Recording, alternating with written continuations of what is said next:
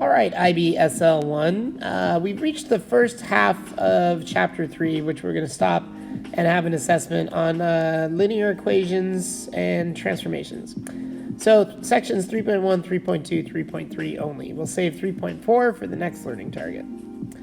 We started out this unit talking about slopes, but we really didn't use the word slopes that much. We used the word gradients because that's the IB British word for it. We did a little bit of visual slopes by like counting blocks and such, but then we quickly transitioned into this formula right here. y2 minus y1 over x2 minus x1. Be able to find slope between 2 points. Know the relationship between perpendicular lines and parallel lines in terms of their slopes. Remember, if two lines are perpendicular, they have negative reciprocal slopes. So for example, negative 1/5 and positive 5 are negative reciprocals of each other. But parallel lines just have the same slopes. It's the exact same number.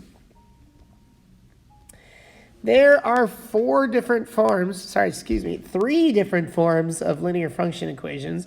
There's the gradient intercept. That's your classic y equals intercept, or y equals mx plus b, or y equals mx plus c. Man, I'm really blowing it.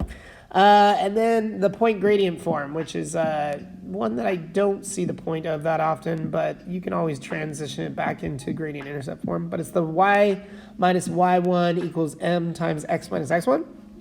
And then the utterly useless general form, which is ax squared plus, ax plus by plus d is equal to 0. It's where it's all everything's on one side, and a, b, and d are all whole integers.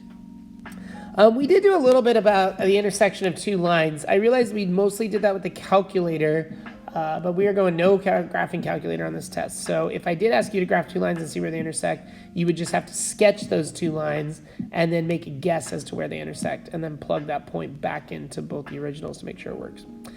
We also did a little bit of linear modeling, aka word problems. So there could be some sort of linear equation word problem on there. 3.3 was all about transformations. Now, there are 6 main transformations that we did. We did translations of both the vertical and horizontal variety. We did dilations of the vertical and the horizontal as well. Remember that anything horizontal seems to work backwards of the way it should. Like, adding moves you in the left direction, subtracting moves you in the right direction. And then when it comes to multipliers, like numbers bigger than 1 actually horizontally compress instead of stretch.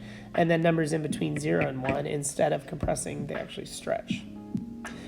The other thing we did was vertical reflections. That's putting a negative either in front or inside of an equation.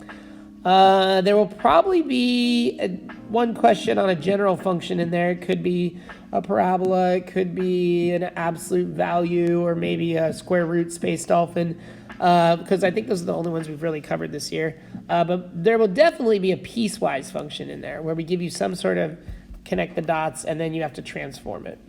There's going to be a big emphasis on taking a picture and getting some sort of equation from it, or vice versa. So like taking a picture, getting an equation, or taking an equation and drawing a picture from it. Okay, you guys, good luck on the review.